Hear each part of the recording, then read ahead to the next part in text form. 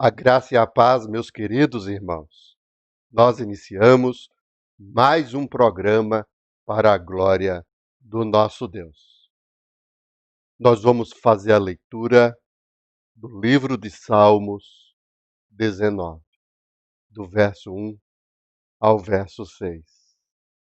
Diz assim a palavra do Senhor: Os céus proclamam a glória de Deus, e o firmamento anuncia as obras das suas mãos. Um dia discursa a outro dia, e uma noite revela conhecimento a outra noite. Não há linguagem, nem há palavras, e deles não se ouve nenhum som. No entanto, por toda a terra se faz ouvir a sua voz, e as suas palavras chegam até os confins do mundo. Aí pôs uma tenda para o sol, que é como um noivo que sai dos seus aposentos, e se alegra como um herói a percorrer o seu caminho. Principia numa extremidade dos céus, e até a outra vai o seu percurso. E nada pode se esconder do seu calor. Louvado seja Deus pela sua palavra. Esse Deus que tem o controle, esse Deus que é louvado por toda a sua criação, nós vamos louvá-lo, dizendo que grande é o nosso Deus.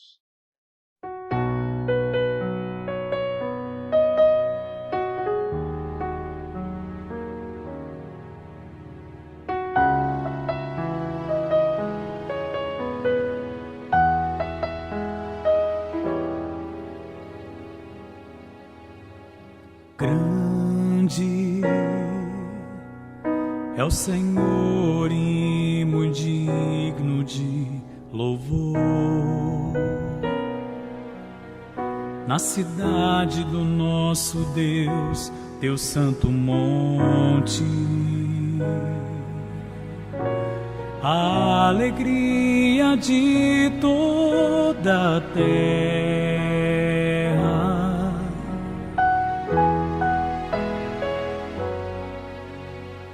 Grande é o Senhor em quem nós temos a vitória e que nos ajuda contra o inimigo. Por isso diante dele nos prostramos.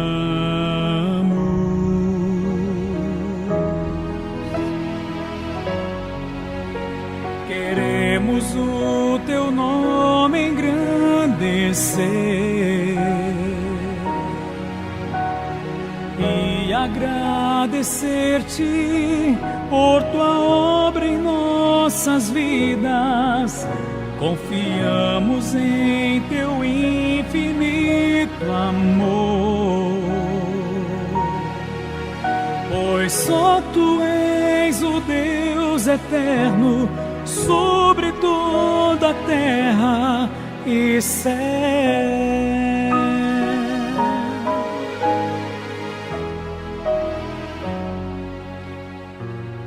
Grande é o Senhor e muito digno de louvor. Na cidade do nosso Deus, teu santo monte, a alegria de toda a terra.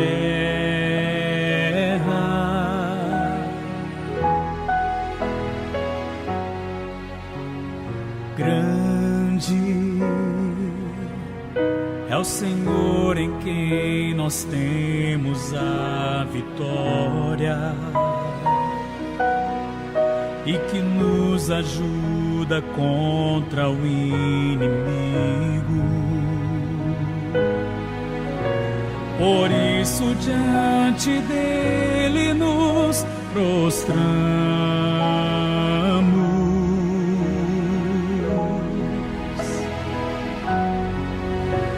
Queremos o teu nome engrandecer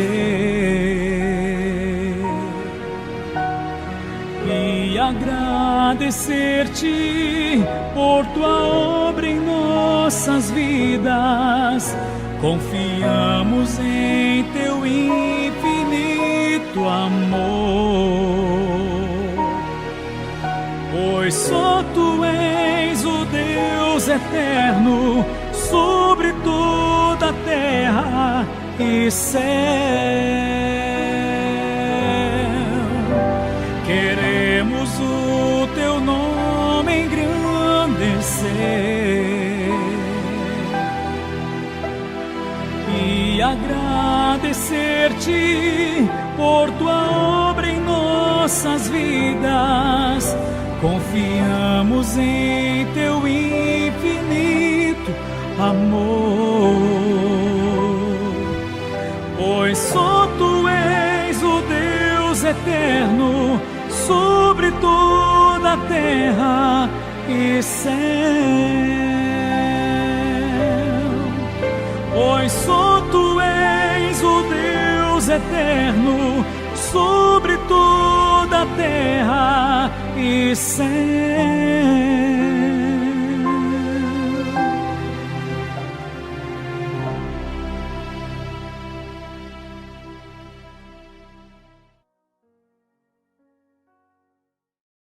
A grandeza desse Deus fez com que ele criasse um plano para a sua igreja. Essa igreja que estava perdida, que não havia esperança por conta do pecado. Mas aí, o nosso Deus, usando a sua grandeza, fez com que houvesse esperança.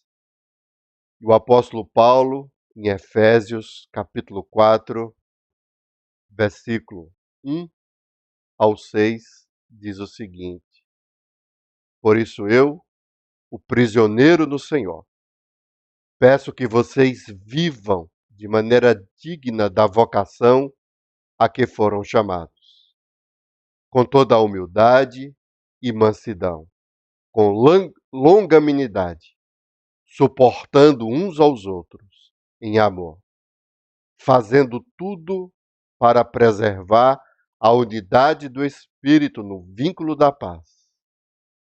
Há somente um corpo e um só Espírito, como também é uma só a esperança para a qual vocês foram chamados.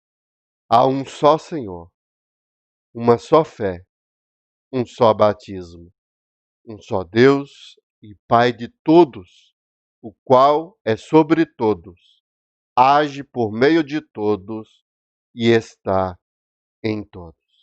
Louvado seja Deus por essa verdade. Nós vamos ouvir um só Deus, porque é devido ao poder e à grandeza desse Deus que fez com que a igreja pudesse ser instrumento nas mãos do nosso Deus.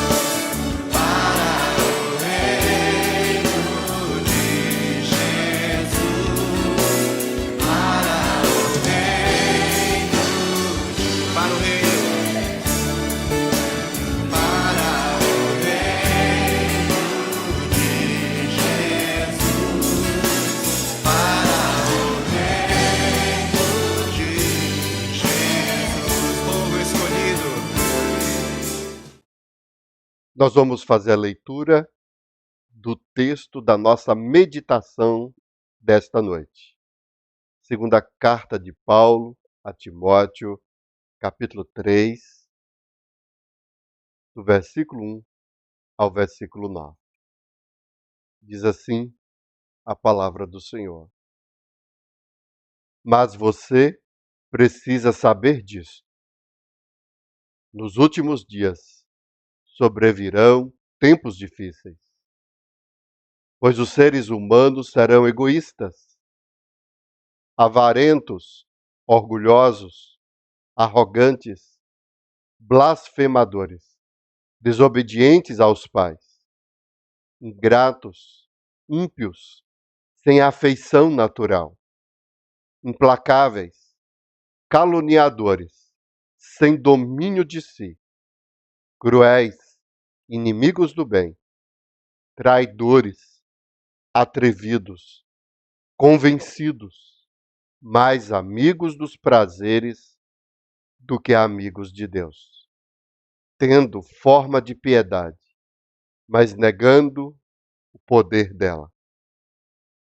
Fique longe também destes, pois entre estes se encontram os que infiltram nas casas e conseguem cativar mulheres tolas, sobrecarregadas de pecados, que são levadas por todo tipo de desejos, que estão sempre aprendendo e nunca conseguem chegar ao conhecimento da verdade.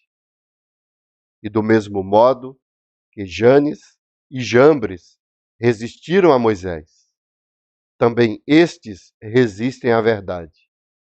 São homens que têm a mente totalmente corrompida, reprovados quanto à fé. Mas esses não irão longe, porque a insensatez deles ficará evidente a todos, como também aconteceu com a insensatez de Janes e Jambres.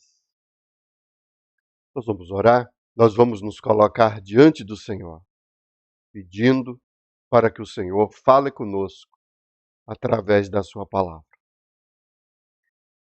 Senhor Deus, ó Pai, nós louvamos ao Senhor, porque a tua palavra é poderosa.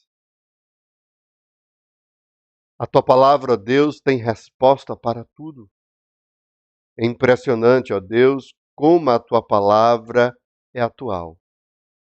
Faz parte das nossas vidas. Toca em nossos corações. A nossa oração, ó Pai, é que o Senhor possa falar conosco através da exposição da tua palavra. Nos capacita, abre as nossas mentes e os nossos corações para podermos ouvir a tua voz. É em nome de Jesus que nós te oramos. Amém.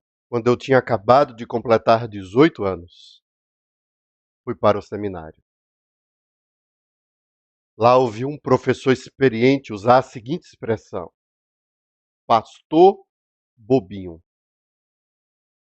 De início, não entendi aquela expressão. Mas depois de algum tempo, eu percebi que estava associada à inocência de muitos pastores com relação à igreja e o rebanho do Senhor. Por que eu estou dizendo isso? Porque um dos grandes propósitos da carta de Paulo a Timóteo é ensinar um pastor que estava iniciando o seu ministério. Paulo, sendo apóstolo, experiente, vivido, já tinha lidado com situações adversas, pessoas, o conhecimento que ele tinha adquirido no decorrer desses anos. Ele agora sentia a necessidade de passar para o jovem Timóteo. Timóteo era um dos pastores que Paulo confiava. Quando ele iniciava um trabalho, quando ali havia uma comunidade de pessoas servindo a Cristo. Timóteo era um dos que Paulo colocava para cuidar daquele rebanho. Então, as duas cartas, Paulo começa a ensinar, a dar conselhos para esse jovem, para que ele possa aprender a lidar com a igreja do Senhor. Se nós observarmos o contexto do texto que nós iremos meditar na noite de hoje, isso vai ficar mais claro ainda. No texto anterior, nós temos aqui algumas informações. Paulo fala sobre o obreiro aprovado. Ele conta dele mesmo, sobre a carreira, sobre a fé que ele guardou. E agora ele tem a preocupação de ensinar a Timóteo o que ele precisa fazer. Como deve ser o seu procedimento nessa carreira, nesse ministério. Então ele ensina a Timóteo, primeiramente, como ser um obreiro aprovado. Ele traz algumas ênfases, e uma delas é com respeito às pessoas que ele iria encontrar no decorrer da sua carreira, no decorrer do seu ministério. Ele diz assim: olha, Timóteo, entre os membros da igreja, entre as ovelhas, estão Himeneu e Fileto, que se desviaram da verdade, dizendo que a ressurreição já aconteceu e estão pervertendo alguns em sua fé. Paulo diz assim: Timóteo, não seja inocente. Não olhe para a igreja como um rebanho em que todos são ovelhas, em que todos servem a Cristo. Tem alguns personagens, tem alguns indivíduos que são pedra de tropeço e estão lá não por servirem a Cristo, mas com outros propósitos. E é baseado nisso que no versículo 20 do capítulo 2, ele diz: ora, numa grande casa não há somente utensílios de ouro e de prata, há também de madeira e de barro. Alguns para honra, outros, porém, para desonra. E é justamente dentro desse contexto é que ele instrui o jovem Timóteo no capítulo 3. E aí alguém vai ler o texto e perguntar, mas aqui é uma profecia? O propósito de Paulo é falar sobre fatos, eventos que irão acontecer no futuro? A mensagem principal, o tema do capítulo 3, está no versículo 1. Eu já deixei marcado aqui para trazer essa ênfase, para que possamos compreender. Versículo 1 diz assim: mas você precisa saber disso. Paulo, ao trazer informações anteriores, agora ele vira para Timóteo e diz assim: Timóteo, você precisa saber disso. Quem é você aqui? Você, aqui no texto, é um pastor. Então, o texto, o versículo 1, traz informações para um pastor. Então, podemos já afirmar que o capítulo 3, do versículo 1 ao versículo 9, trata sobre o que um pastor precisa saber. Nos últimos dias sobrevirão tempos difíceis. Últimos dias, aqui, o objetivo de Paulo não é falar sobre um futuro que ainda não aconteceu, mas a situação em que eles já viviam naquela época já faz parte desses últimos dias. Nós temos aqui exemplos de pessoas que se corromperam e que viviam de forma indigna do Evangelho de Cristo. Mas os últimos dias também se refere ao futuro. Quanto mais próximo do fim, quanto mais o tempo passar e se aproximar da vinda de Cristo, mais nós teremos a realidade e o cumprimento desse versículo 1. Sobrevirão tempos difíceis. Quanto mais próximos do fim, mais teremos tempos difíceis. Então nós temos um tema aqui no capítulo 3 de 2 Timóteo, do versículo 1 ao versículo 9. O que um pastor precisa saber sobre os tempos difíceis do fim. O que um pastor precisa saber sobre os tempos difíceis do fim. Então, é baseado nisso que nós iremos meditar nesse texto da palavra do Senhor. O que um pastor precisa saber sobre os tempos difíceis, porque Paulo está aqui angustiado, ele está sentindo a necessidade de mostrar isso para o jovem pastor.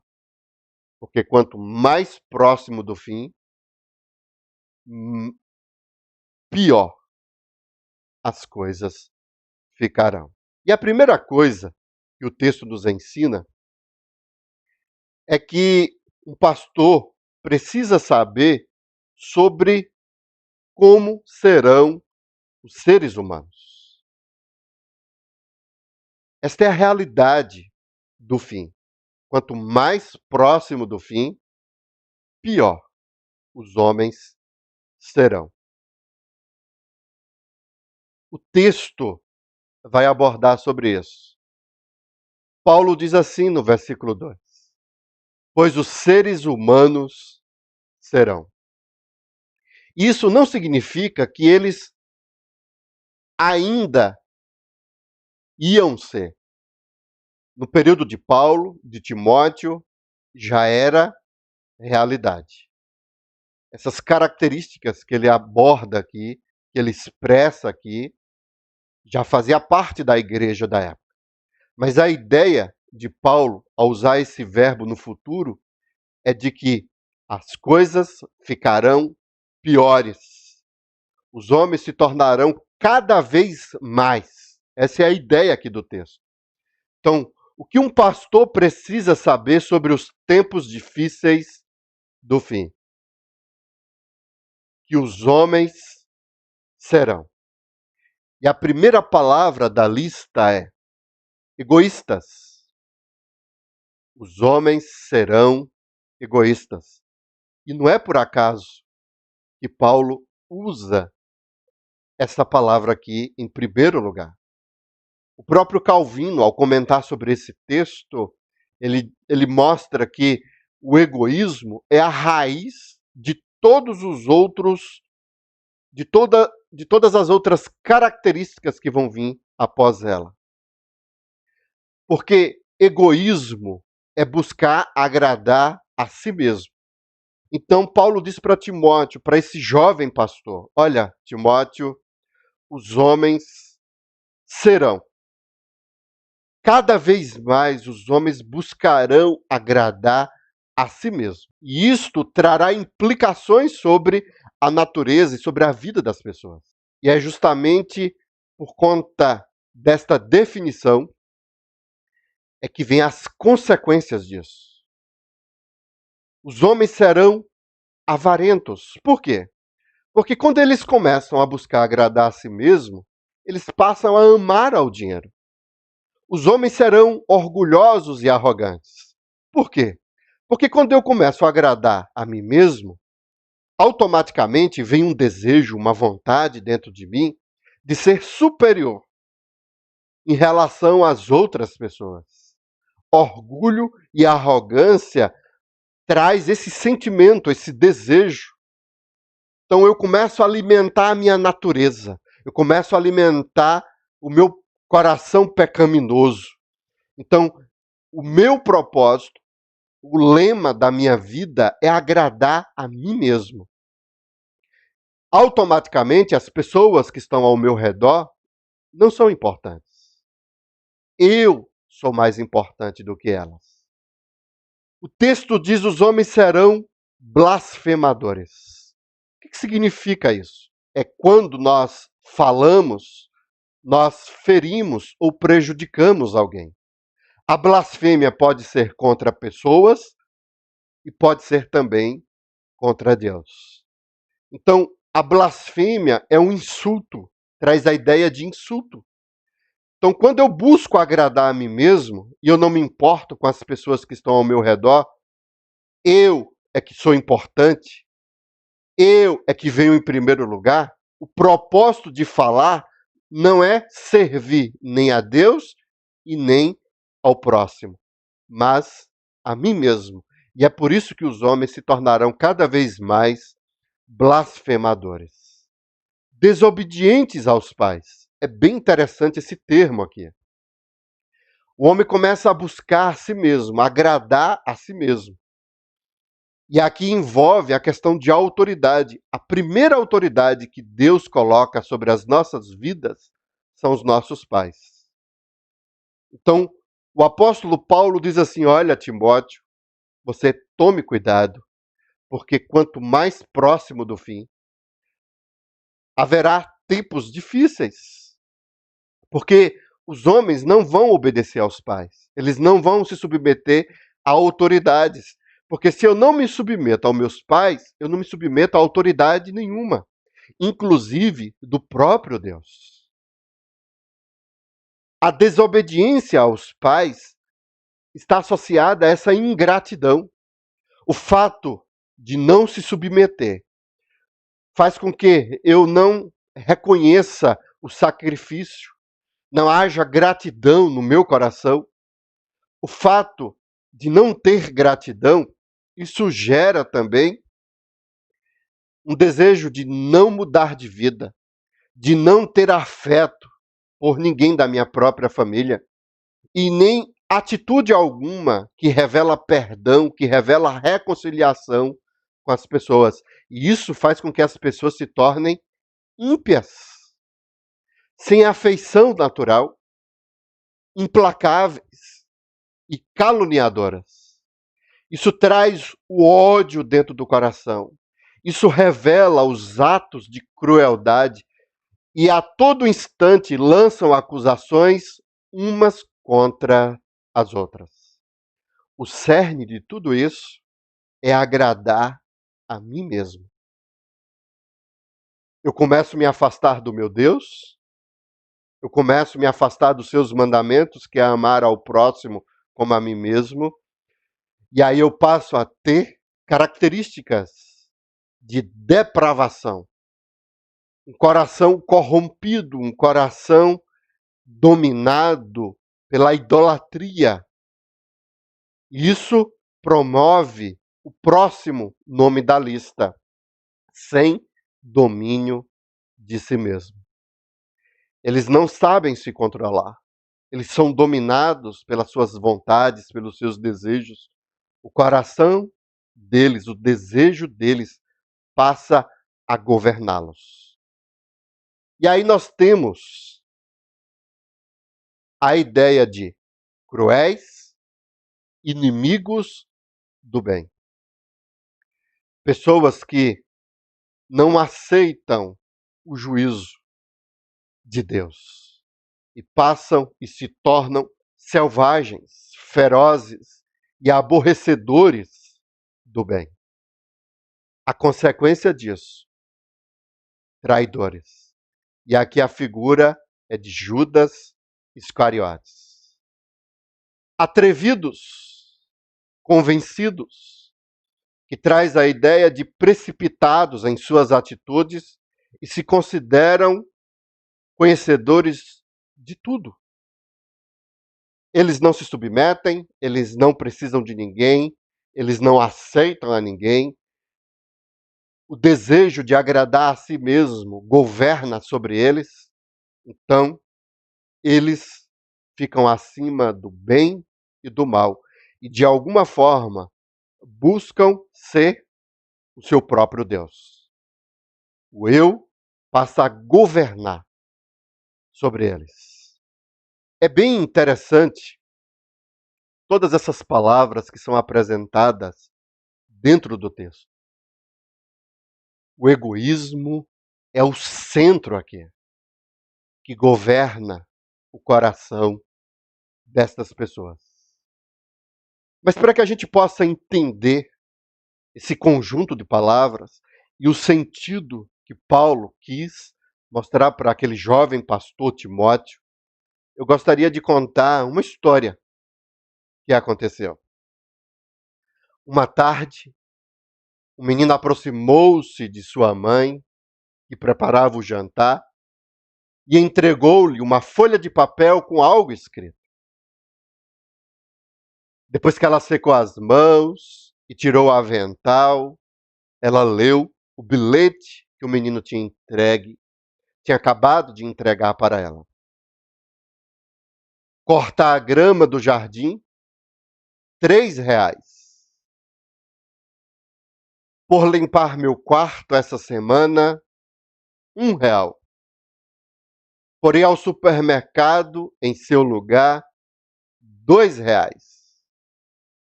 Por cuidar de meu irmãozinho, enquanto você ia às compras, R$ 2. Por tirar o lixo toda semana, R$ 1. Por ter um boletim com boas notas, R$ 5. Por varrer e limpar o quintal, R$ 2. Total da dívida que minha mãe tem comigo. Essa é a ideia do bilhete. R$ 16. A mãe, depois de ler aquele bilhete, olhou o menino, que aguardava, cheio de expectativa, porque ele queria aquele dinheiro. E aí, finalmente, a mãe pegou um lápis e no verso daquela mesma folha que o menino tinha entregue para ela, ela escreveu: por levar-te 9 meses em meu ventre e dar-te a vida. Ela escreve em letras maiúsculas: nada. Por tantas noites sem dormir, curar-te e orar por ti, nada. Pelos problemas e pelos prantos que me causastes, ela escreve na frente: nada. Pelo medo e pelas preocupações que me esperam, nada. Por comidas, roupas, brinquedos, nada. Por limpar-te o nariz e cuidar de você, nada. Custo total do meu amor por você, ela coloca em letras maiúsculas: nada. Você não me deve nada. Qual o sentido dessa história? As crianças, por natureza, pelo fato de não terem conhecimento, e muitas vezes por uma visão egoísta de mundo, elas se consideram o centro da atenção. E ao fazer algo, elas entendem dentro dos seus corações de que os seus pais têm uma dívida para com eles. Isso é próprio da natureza humana. O homem, ele busca apenas agradar a si mesmo. Ele desconsidera os seus superiores, ele não consegue se submeter de forma natural, não enxerga o próximo, não enxerga a forma como as pessoas são, as pessoas vivem e o sacrifício que essas pessoas fazem para com elas. E aí o coração é tomado por um sentimento de egoísmo. Um sentimento próprio de criança, que com o tempo através da educação, com a experiência da vida, acabam melhorando e aprendendo a compartilhar, a dividir e a ter uma visão diferente das coisas. Mas essa história que eu acabei de contar revela justamente como é o homem. Como o homem é depravado. E é justamente essa ideia que Paulo quer ensinar para aquele pastor. Olha, Timóteo, você que está à frente do rebanho do Senhor, você que assumiu a igreja do Senhor, entenda como serão os seres humanos. Todas essas características que foram apresentadas têm como propósito isso: mostrar o egoísmo, mostrar a preocupação, o que é que realmente está no coração do ser humano, que é de agradar a si mesmo.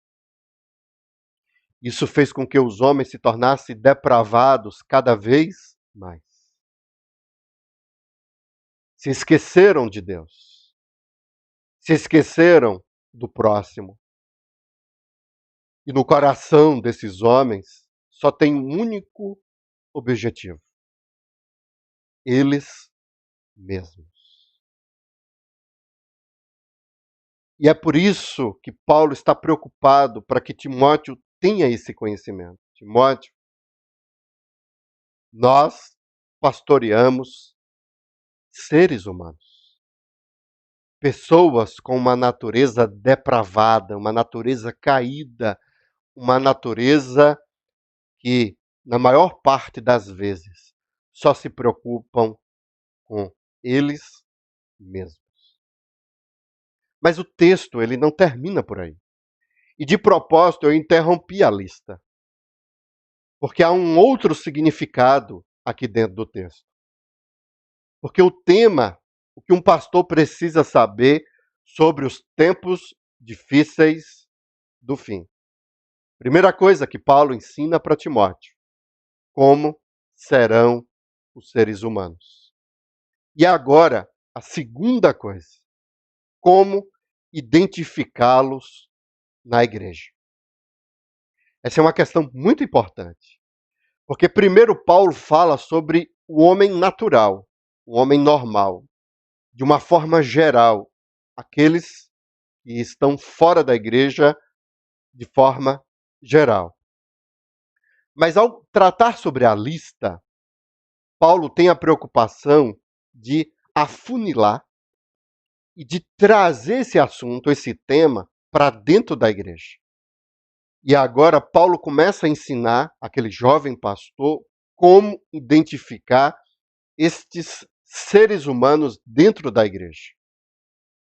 O versículo 4, parte B, pela primeira vez, ele faz a associação da característica com Deus.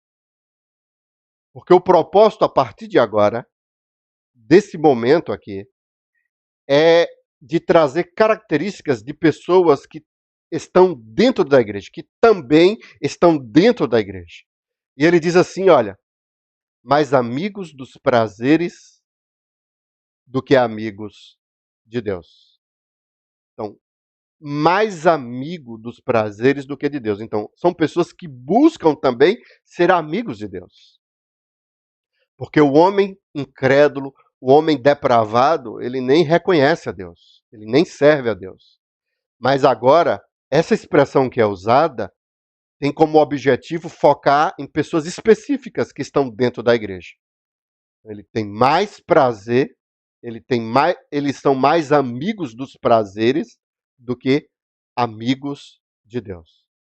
E aí o texto diz, tendo forma de piedade, mas negando o poder delas. Mas negando o poder dela. Forma de piedade é bem interessante aqui dentro do texto. Porque são pessoas que têm a aparência de crente. São pessoas que, forma de piedade, eles buscam isso, eles apresentam essa característica. Então aqui não está relacionado a pessoas do mundo. Aqui não está relacionado a pessoas de fora da igreja. Então são pessoas que vestem, São pessoas que têm uma capa, que têm atitudes, que têm palavras, que têm um comportamento, que frequentam a igreja. Forma de piedade é isso. Porque piedade está associada à devoção. É uma devoção que as pessoas têm com o Senhor, com a religião. Elas assumem um compromisso com as coisas de Deus. Mas o texto diz forma de piedade é algo aparente. É muito parecido com o que acontece conosco hoje, nos nossos dias. Uma referência a uma mentalidade gospel que há nos nossos dias. Nós temos a música, e aí nós temos a música gospel. Música gospel não significa que é uma música de Deus, uma música que pertence a Deus e que foi feita para Deus. Gospel, nos nossos dias, traz a ideia de uma forma, de uma aparência. Você tem as características do mundo, você dá uma melhoradinha nela e bota o nome gospel. Então, é para Deus. Nós temos os ambientes gospel, nós temos as roupas gospels, nós temos as palavras, as atitudes, os comportamentos gospel, mas não significa que aquela pessoa é do Senhor, aquela pessoa serve ao Senhor, mas ela tem a aparência, o jeito, quem olha, identifica, ali é uma pessoa crente, ali é uma pessoa que busca servir a Deus, mas não significa que realmente pertence a Deus. É essa a ideia que Paulo ensina aqui a Timóteo. Forma de piedade. Essas pessoas, elas negam o poder de Deus, o poder do reino de Deus, da piedade, de servir a Deus. Elas têm a aparência, é a ideia. E aí o apóstolo, ele vai terminar esse ensinamento dizendo: fique longe também destes.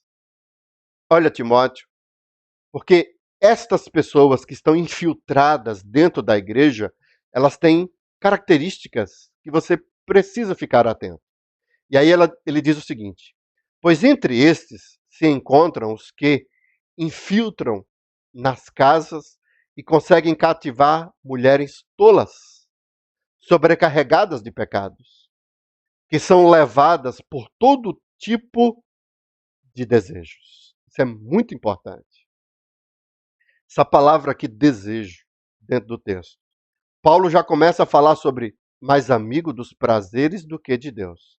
E agora, ele volta novamente falando, olha, eles entram na casa de mulheres e acabam tendo relações sexuais, acabam corrompendo essas mulheres, e essas mulheres têm as mesmas características deles, que são levadas por todo tipo de desejo.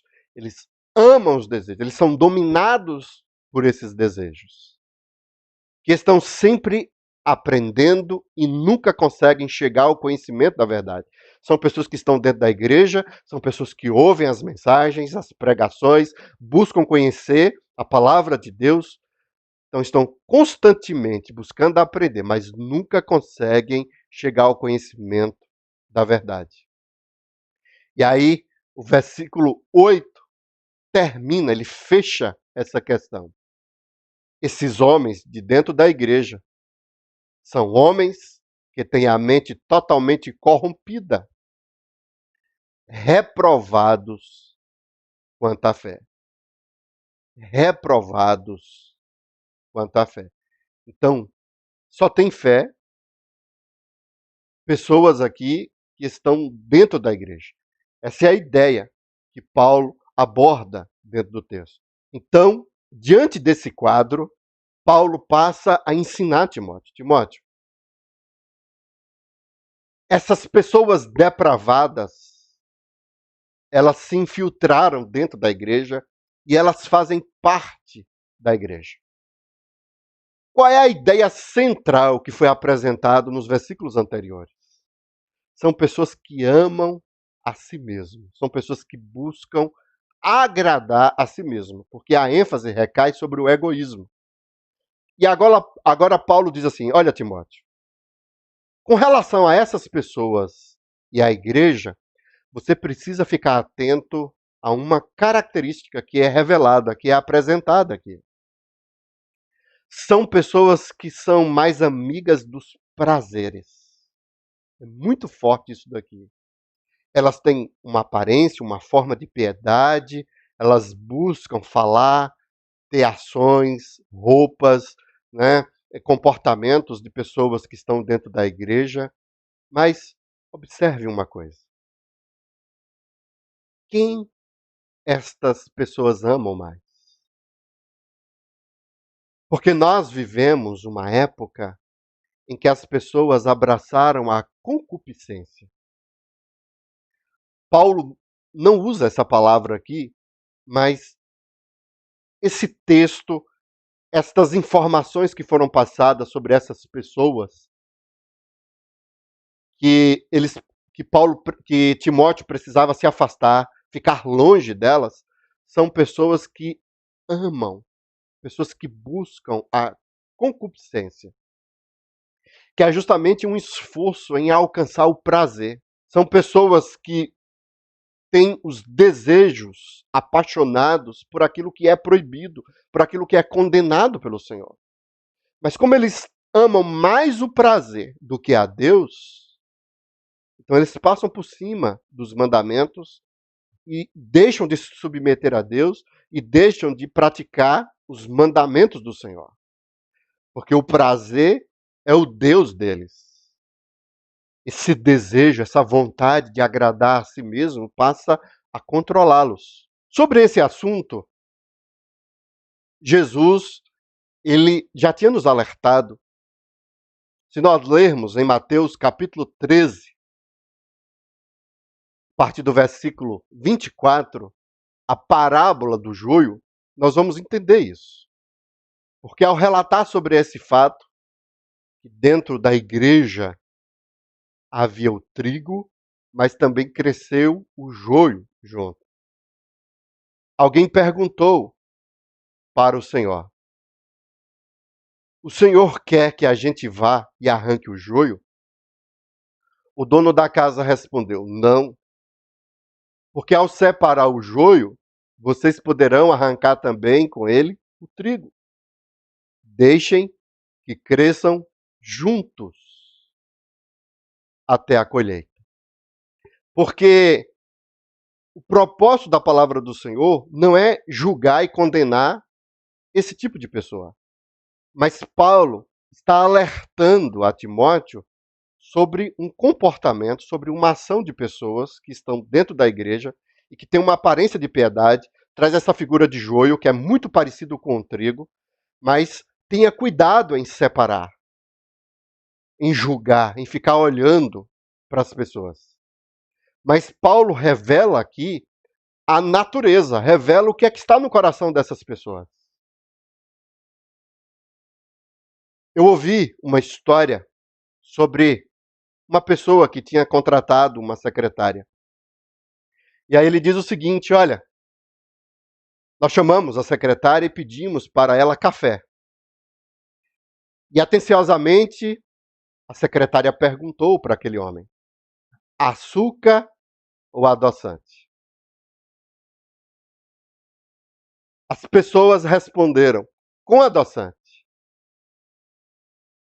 A secretária respondeu: vou pôr apenas 2 gotas, porque eu já coloquei o açúcar. Isso caracteriza o ser humano que está dentro da igreja. A preocupação não é fazer aquilo que agrada o seu Senhor, mas eles passaram a ser donos de si mesmos. E o Deus deles é a diversão, o prazer, o desejo e as vontades. Saiu uma estatística sobre o que é que dá mais dinheiro nos Estados Unidos.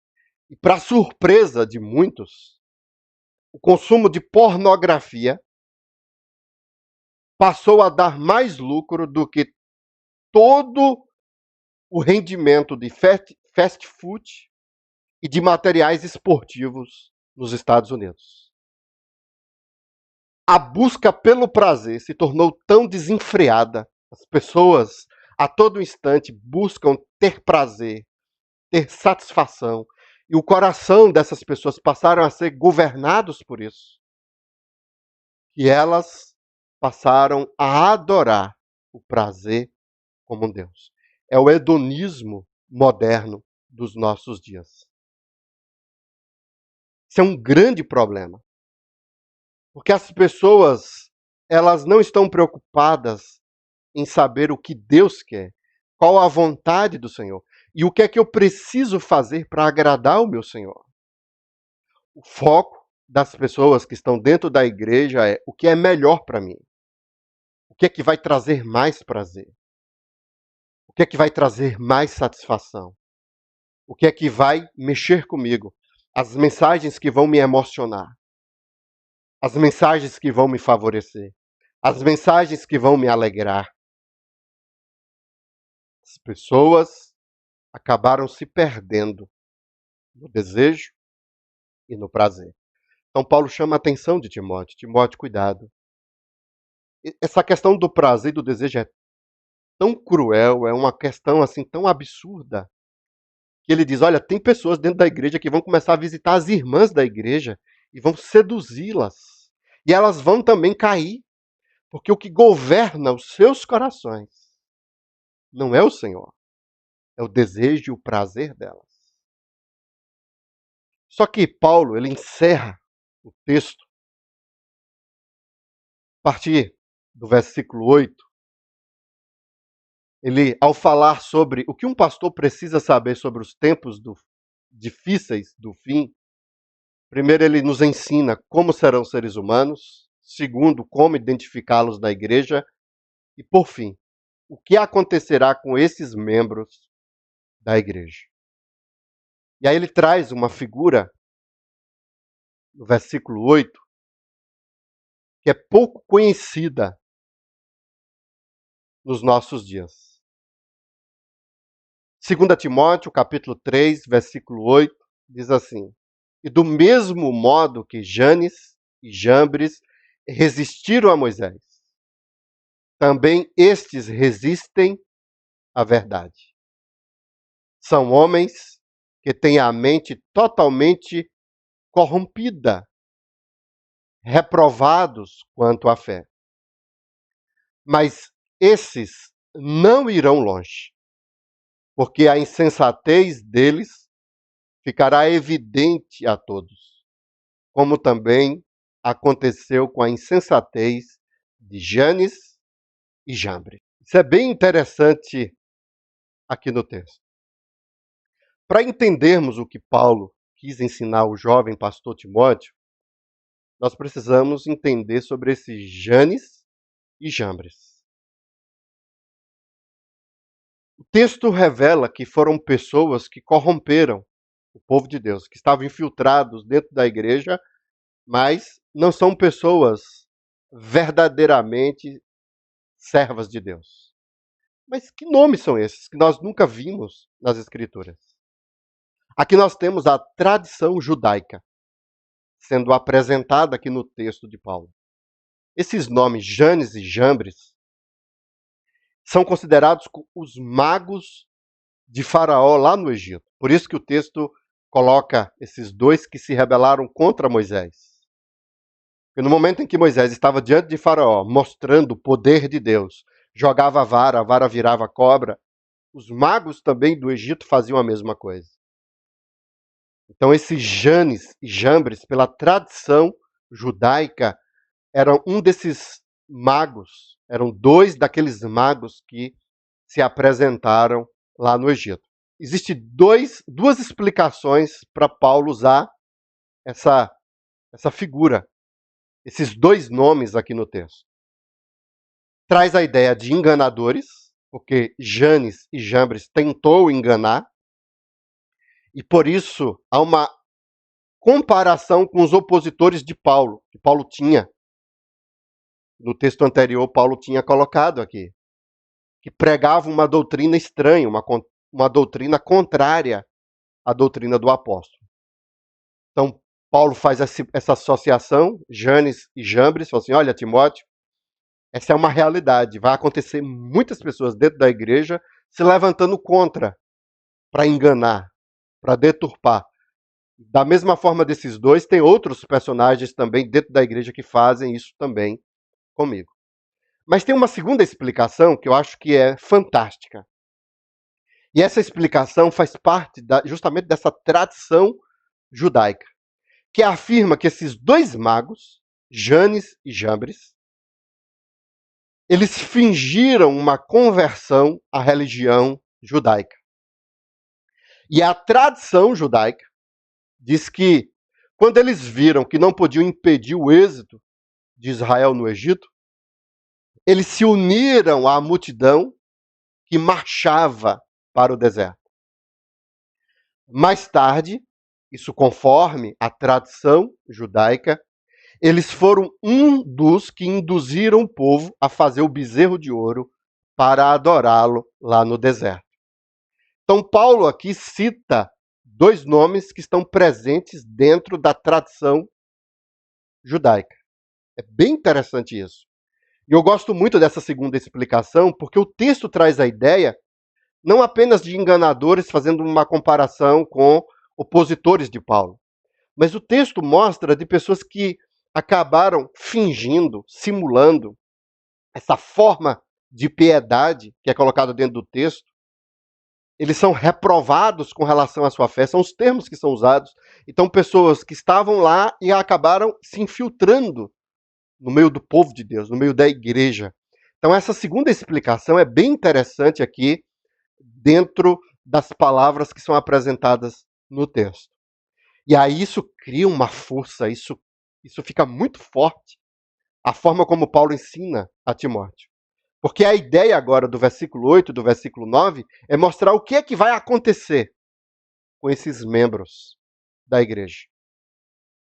Ao falar sobre o tempo difícil, sobre o fim, os últimos dias, Paulo agora começa a ensinar a Timóteo o seguinte, olha, o texto afirma no versículo 9, mas esses não irão longe. Esses não irão longe. Porque a insensatez é a ausência de discernimento deles ficará evidente a todos. Eles não vão conseguir enganar, não vão conseguir corromper por muito tempo. Essa é a ideia.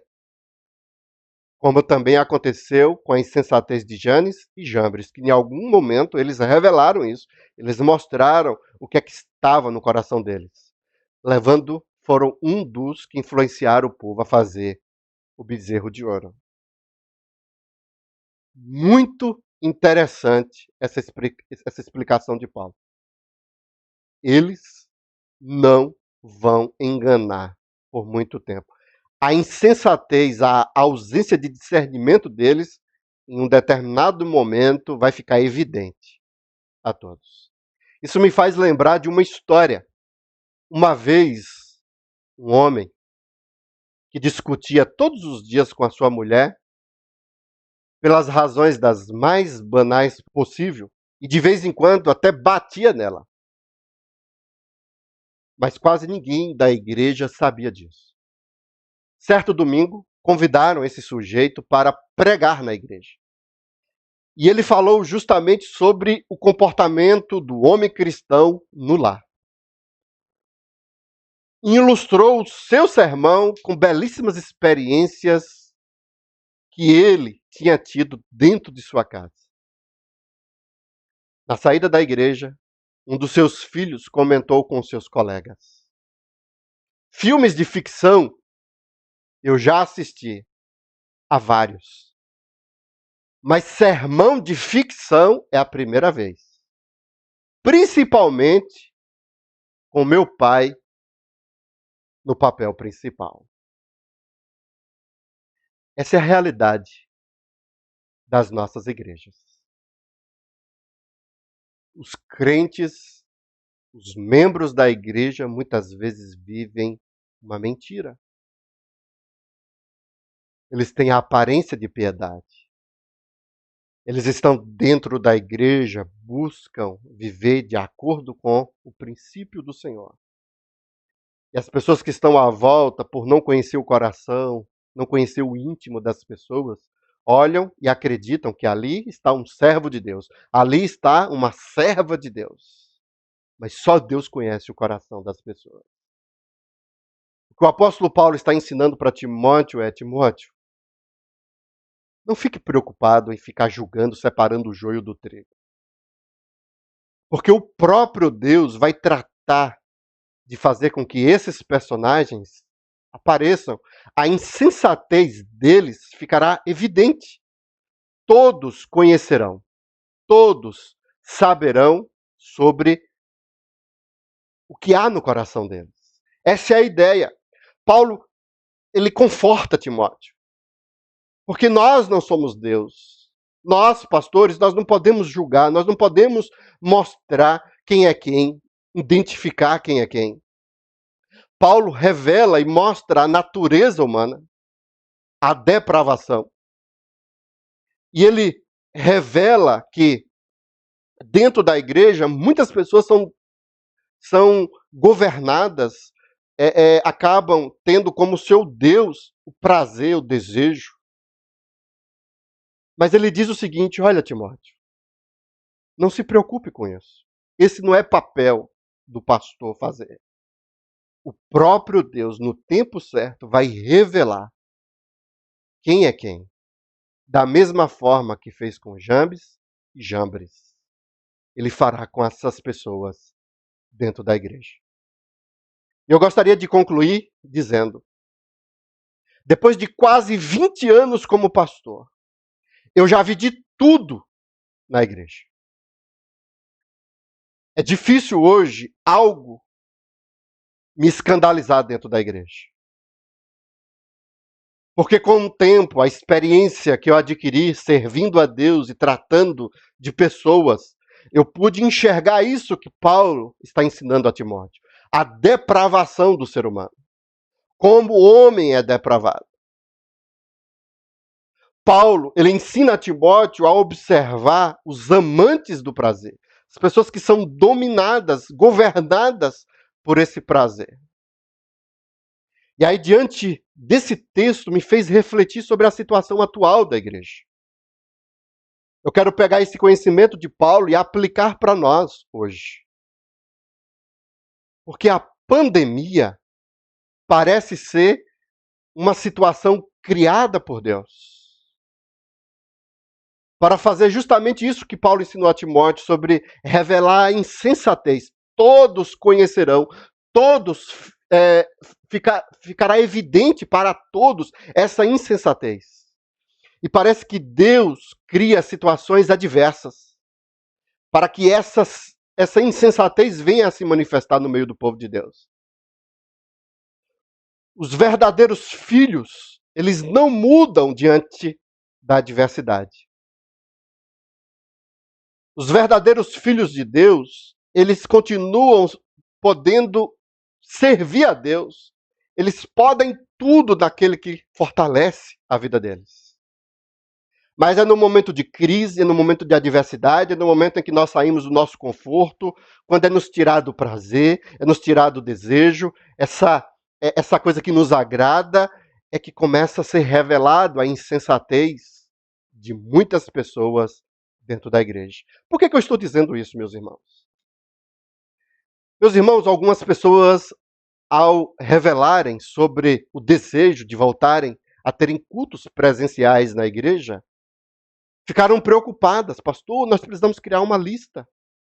Porque haverá uma procura tão grande, que a gente vai ter que fazer rodízio. Quem sabe as pessoas, uma vez por mês, vão poder ir para a igreja. De tantas pessoas que vão querer estar nessa lista. E as pessoas murmuravam, e as pessoas reclamavam, porque nós precisamos voltar aos cultos presenciais. E realmente isso é verdade, e eu concordo com os irmãos. O culto voltou, foi criada uma lista. Mas dificilmente essa lista alcança 30 nomes. Cadê os crentes?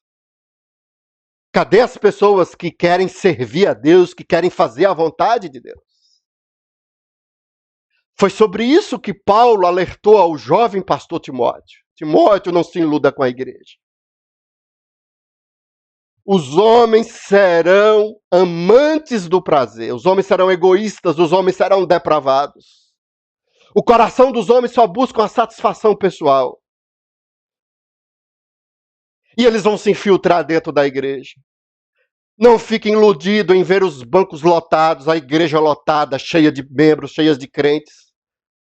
Porque muitos são chamados, mas poucos serão os escolhidos. Não se iluda, porque muitos estão dentro da igreja por interesse, por algum benefício, por algum prazer, por alguma satisfação. Eles têm a forma de piedade, mas não pertencem a Deus. E é no meio da crise, é no meio da dificuldade, é no meio da pandemia, é que começa a ser revelada a insensatez desse povo. Na igreja, muitos questionam e dizem assim, olha, para melhorar a frequência dos cultos, nós precisamos mudar o horário do culto. O povo não está indo para a igreja por causa do horário. É muito cedo. Ou é muito tarde. E a experiência que eu tenho como pastor é, vamos mudar o horário. As pessoas estão pedindo, vamos mudar o horário. Bota para 6, bota para 7, bota para 8. E o que eu constatei na minha vida, todas as vezes que nós fizemos isso, é que o mesmo que ia 7, ele ia 7h30. O mesmo que ia 7h30, ia 6 horas da tarde. Porque o que serve a Deus não serve por causa do horário. Serve por causa do compromisso que ele tem com o nosso Deus. Quando as pessoas começam a querer criar regras dentro da igreja para sua satisfação, para se encaixar melhor, para se sentir mais confortável, para que ela possa ter o prazer, é a insensatez que está sendo revelada no coração desse povo. Porque o nosso compromisso é com Deus. Se o culto é para ser 6 horas da manhã, os que são fiéis e os que servem a Deus estarão 6 horas da manhã na igreja. Os verdadeiros filhos de Deus, eles não saem da igreja porque só canta hino na igreja. Os verdadeiros filhos de Deus não saem da igreja porque não gostam do pastor, porque não gostam do presbítero, não gostam do diácono. Os verdadeiros filhos de Deus, eles não se incomodam com a metodologia, com a forma como as coisas são feitas. Os verdadeiros filhos de Deus são fiéis. E eles assumem um compromisso com o seu Senhor. Porque o propósito não é agradar a si mesmo. O propósito é glorificar a Deus. Diante disso, irmãos, eu só tenho um único desejo e uma única vontade. É o que resta para nós pastores, é fazer a oração de Abacuque. Abacuque disse o seguinte: Senhor, tenho ouvido a tua fama e me sinto alarmado. Aviva a tua obra, ó Senhor, no decorrer dos anos. E no decurso dos anos, faze-a conhecida. Na tua ira, lembra-te da misericórdia. Por que isso, meus irmãos? Aviva a tua obra, ó Senhor. Ontem à noite, eu estava vendo um grupo de WhatsApp da mocidade e meu coração ficou muito triste. Quando os jovens marcaram uma programação, abriram uma sala e apenas 3 jovens estavam presentes naquele exato momento na sala. A programação estava marcada para as 19 horas e já era 19, quase 19h20. E só 3 jovens estavam ali presentes. Senhor, aviva a tua obra. Eu não sei quantos são verdadeiros crentes fiéis, eu não sei quantos são o trigo. Eu não sei quantos joios estão no nosso meio. Aviva a tua obra. Levanta o teu povo. O hino de número 299, eu gostaria de encerrar com a orquestra, com o instrumental sobre esse hino. E eu gostaria que você meditasse, pensasse sobre esse hino, porque o hino 299 do nosso hinário diz assim: fortalece a tua igreja, ó bendito Salvador. Dá-lhe tua plena graça. Ó, renova seu vigor. Vivifica nossas almas, ó Senhor.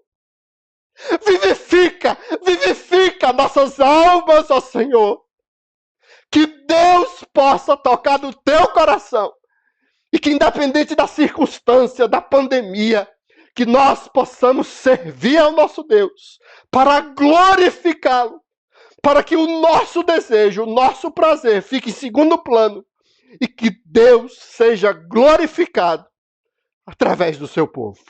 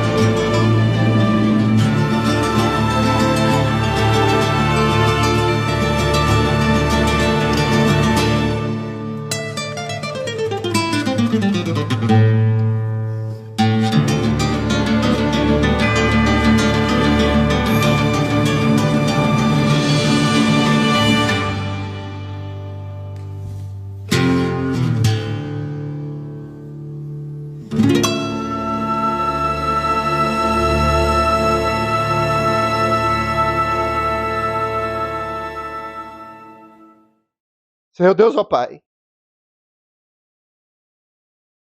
nós oramos, ó Deus, tenha misericórdia da tua igreja. Nós, pastores, estamos tristes, angustiados, ó Pai, com essa situação que a tua igreja vive nesse momento.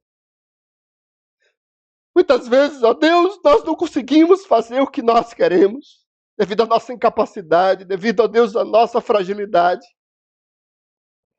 Mas da mesma forma que o Senhor ensinou ao jovem pastor Timóteo, ensina aos nossos corações que o homem é depravado, que as pessoas que estão dentro da igreja muitas vezes são dominadas pelo prazer e pelo desejo, e que em um determinado momento a insensatez desse povo será revelada a todos.